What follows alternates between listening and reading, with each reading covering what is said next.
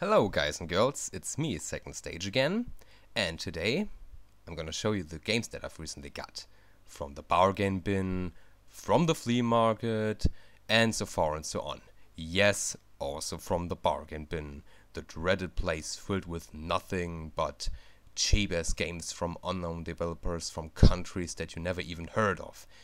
But does this necessarily mean that those games are bad? Not really, because I'm gonna show you some of those. Not really gonna show you, but I will tell you some things about the games, and probably you will like it. You probably will get them also, from bargain bins. And by the way, I'm consider myself as a Schnäppchenjäger. If you don't know what a Schnäppchenjäger is, I will try to translate to you. Schnäppchen basically is are very cheap stuff articles and whatever stuff, no matter if it is clothes or games or whatever. And Jäger, basically hunter, Schnäppchenjäger, cheap ass hunter, whatever you want to pronounce it. Maybe there is a word for it, I don't know it right now. But if you're if you look around, certain stuff, if you're open-minded, I'm sure you're always gonna find something that's interesting. If not, stick with the bestsellers out there and stop watching this video right now. For all the others, enjoy. Are you still angry about Bomberman Act Zero for the Xbox 360? Then you seriously have to get Bomberman 2 for the DS. This game has actually everything that made Bomberman so great in the past and still awesome today. Hudson pretty much changed the style and look into a more futuristic kind of feel, and it reminds me a lot of the recent Mega Man games. But that doesn't mean that it is bad by any means, no. This game also has some light RPG elements to it, like in the recent Castlevania games where you can collect body parts like, heads and torso, arms and legs, that you can equip before the mission starts, where you can also get, new abilities like throwing a boomerang and stuff like that. And it's a lot of fun, also very challenging. And besides from that, you also get the classic Bomberman, in the arcade style that you can play with multiple players, in different levels. It's just a lot of fun. And if you are a fan of Bomberman and, like I said, disappointed from the Xbox 360 version, this game makes it up for good. And I've got it very cheap. I've got it for like 10 euros, and it's very worth it. So if you are a fan of Bomberman games and retro and action games in general, get this game. You won't regret it. Now I'm gonna show you one of the games that are not bargain bin related, and that is the Mega Man Zero collection. To be honest, I haven't really played Mega Man Zero or any of the Mega Man Zero games, but I've heard a lot about them, that they are pretty much, like the Mega Man games that we've used to know, from back in the days. And so far it's pretty awesome. I've played almost through the first part. I've played the second, third and the fourth part, because you get all 4 Mega Man Zero games, and there's a lot of content into it, and I like it. It's a pretty good series actually. The gameplay is spot on. It's a lot of fun.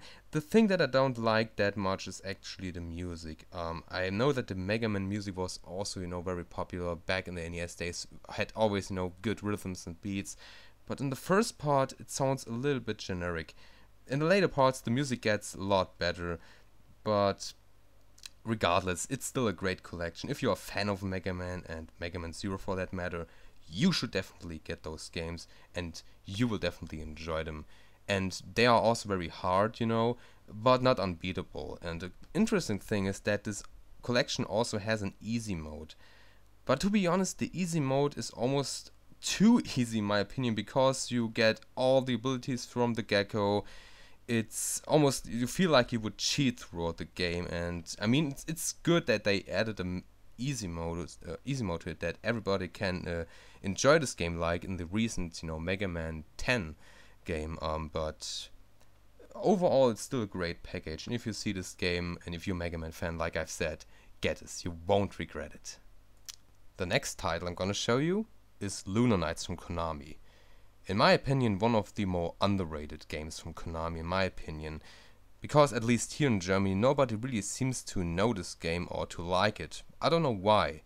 It's actually pretty good, and I don't know why I've got this game earlier.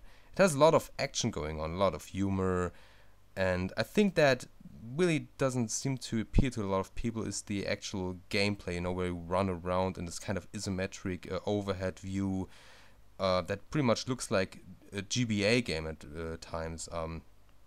As far as I know, this game was created by the same makers of the Boktai series. I've only heard about the Boktai series, is the thing. That you have this extra cartridge or whatever that you can use the sunlight for certain powers.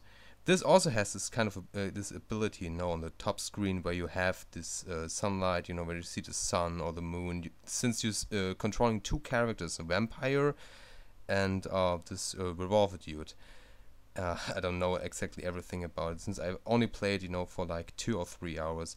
But so far it's actually pretty good. I wouldn't do a review of this yet right now, I mean. But so far it's actually pretty interesting. It also has some very innovative features, you know, with a touch screen that you can later on play, you know, when you've beaten an end boss, that you can steer around on a spaceship with a touchpad and shooting other spaceships.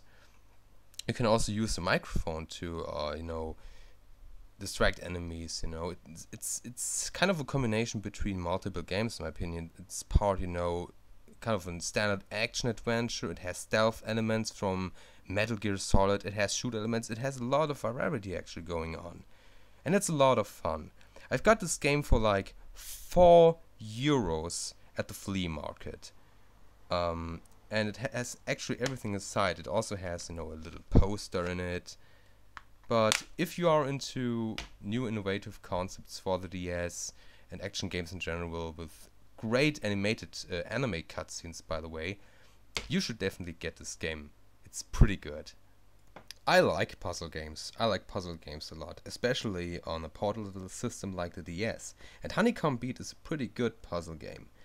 You pretty much have to, you know, use the DS, the touchscreen rather, for those tiles to flip them around, you know, that they are in the same color. It's a very easy concept, but it gets very challenging later on.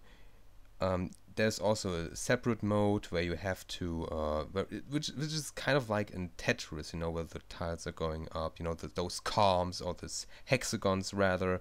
They're going up constantly, and you have to switch them that they are on the same color for one horizontal line. It's a pretty good concept. You can unlock a lot of stuff later on, you know, like backgrounds and music. And it's a pretty challenging game actually. It's, like I said, a logic game, and the DDS is actually a great system for this kind of games. It's very underrated. It's also very cheap. I got this game for €12. It's seriously worth it. If you are a fan of puzzle games, you should get this game. It's a great game for, you know, on the go. If you are, you know, on travels or whatever, just pick it in, put it in, play it for some minutes, and yeah, have fun with it. Simple as that.